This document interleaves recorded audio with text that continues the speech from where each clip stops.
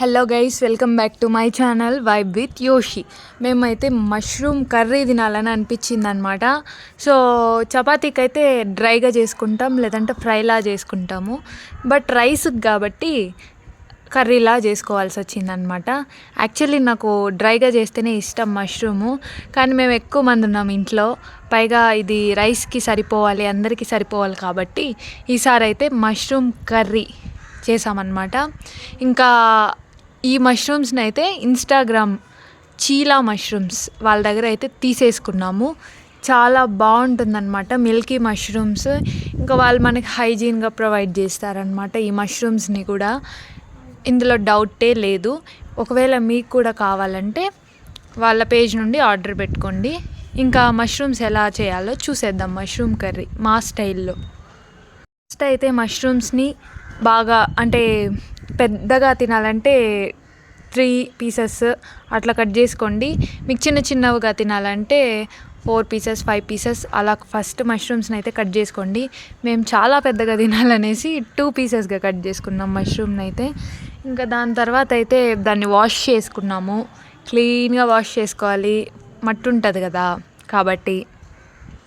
ఇంకా దాని తర్వాత హాట్ వాటర్లో బాయిల్ చేయాలన్నమాట కొంతసేపు మష్రూమ్స్ని.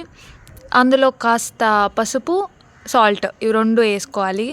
కొంచెంసేపు బాగా బాయిల్ అయిన తర్వాత, ఆఫ్ బాయిల్ అనమాట చేసిన తర్వాత పక్కకు పెట్టుకోండి దాన్ని. ఇంకా చల్లారిన తర్వాత మనం చేసే కర్రీలో వేసుకుందాము. ఇప్పుడైతే ఇంకొక ప్యాన్లో అయితే ఆయిల్ వేసుకున్నాము. ఆయిల్ బాగా చిట్పట్లాడాలన్నమాట. చిట్పట అంటే క్రాకర్స్ గుర్తొస్తున్నాయి నాకు. అట్లా చిట్పట్లాడుతున్నప్పుడు ఆనియన్స్ వేసుకోవాలి. ఆనియన్స్ని బాగా మిక్స్ చేసుకోవాలి, బాగా రోస్ట్ అవ్వాలి. ఇదైతే గోల్డెన్ బ్రౌన్ కలర్ అలా వేయించుకోకండి, కర్రీకి కాబట్టి మనకు కొంచెం పింక్ కలర్లో మారితే చాలన్నమాట ఆనియన్స్. ఈ ఆనియన్స్లో కూడా పెద్ద ఆనియన్స్, చిన్న ఆనియన్స్ అని ఉంటాయి కదా. చిన్న ఆనియన్స్ అయితే చాలా టేస్టీగా ఉంటుంది అని నేను విన్నాను. కరెక్టో కాదో నాకు తెలీదు. కాబట్టి ఈసారి చిన్న ఆనియన్స్ని వేసి అయితే మనము మష్రూమ్ కర్రీ చేస్తున్నాం అన్నమాట. ఇంకా అందులో కరివేపాకు వేసుకోండి. దేంట్లోనైనా కరివేపాకు, కొత్తిమీర ఇవి 2 కంపల్సరీ వేయాలి. అవి వేస్తేనే టేస్ట్, స్మెల్, ఇంకా హెల్తీ కూడా. ఇంకా బాగా వేగాలన్నమాట. బాగా వేయించుకున్న తర్వాత టొమాటో వేసుకోండి. టొమాటో వేసుకున్నప్పుడు ఎప్పుడు కానీ ఏ కర్రీలో కానీ టొమాటో వేసుకున్నప్పుడు వెంటనే సాల్ట్ వేసేసుకున్నామంటే బాగా వేగిపోతుందన్నమాట టొమాటో తొందరగా.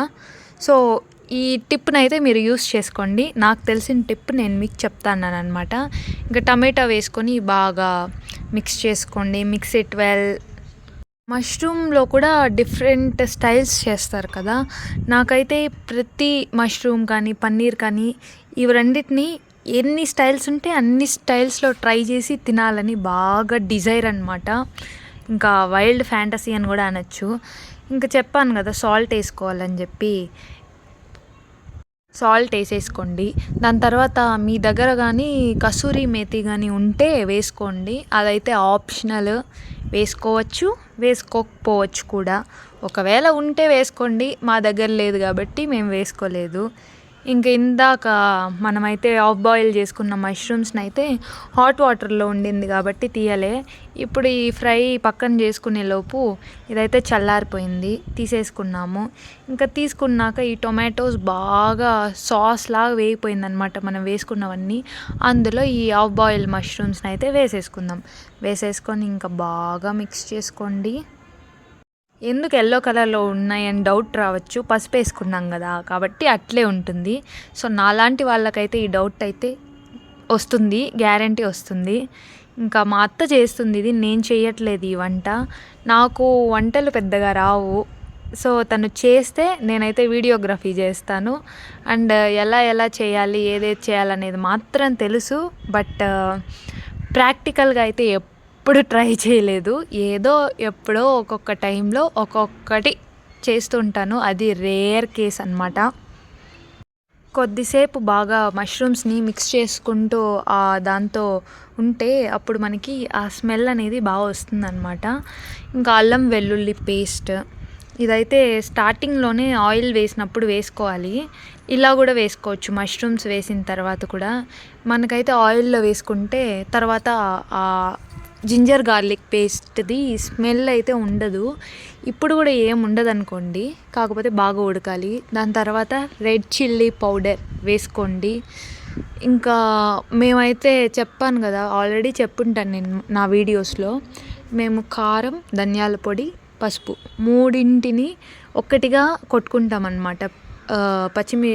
పచ్చిమిర్చి మాత్రమే సపరేట్గా తీసుకుంటాం, కానీ ఎండుమిర్చి దాంతో ధనియాలు, పసుపు అనేది మాత్రం మేము మిక్స్ చేసి ఒక్కటిగా కొట్టుకుంటాము. సో కాబట్టి ఈ పౌడర్ని అయితే మేము ఇలా చేసుకుంటాం కాబట్టి ఒకటే వేసేది నేను చూపిస్తాను. మీరు సపరేట్గా వేసుకుంటే ఆ 3 వేసుకోండి సపరేట్గా. దాని తర్వాత మీ కన్సిస్టెన్సీని బట్టి వాటర్ వేసుకోండి. డ్రైగా కావాలంటే కొద్దిగా వేసుకోండి వాటర్. మాకు కర్రీలా కావాలి కాబట్టి మేము కొంచెం ఎక్స్ట్రా వాటర్ వేసుకున్నాం అన్నమాట. వేసుకున్నాక బాగా ఉడకాలి అది. ఇంకా మీ దగ్గర ఉంటే చికెన్ మసాలా యాడ్ చేస్తే టేస్ట్ బాగుంటుంది. సో అంటే మనకి చికెన్ తిన్న ఫీలింగ్ వస్తుంది కాబట్టి మేము చికెన్ మసాలా వేసుకున్నాము. గరం మసాలా కూడా వేసుకోండి. ప్రజెంట్కి గరం మసాలా అయితే లేదు, అయిపోయినట్టుంది, చూసుకోలేదు, కాబట్టి మేము అట్లే కంటిన్యూ చేసేస్తున్నాము. మీరైతే గరం మసాలాని యాడ్ చేసుకోండి. ఇంకంతే, అది బాగా ఉడికాక స్లోగా పెట్టండి సిమ్లో. ఒక 20 minutes అలా ఉడికించండి. అంతే, లాస్ట్లో కొత్తిమీర చల్లుకొని రెసిపీని రెడీ చేసుకోండి. టాటాయ్, సూపర్ మష్రూమ్ కర్రీ రెడీ. డెలీషియస్గా ఉంది. తిన్నాను కాబట్టి చెప్తున్నాను.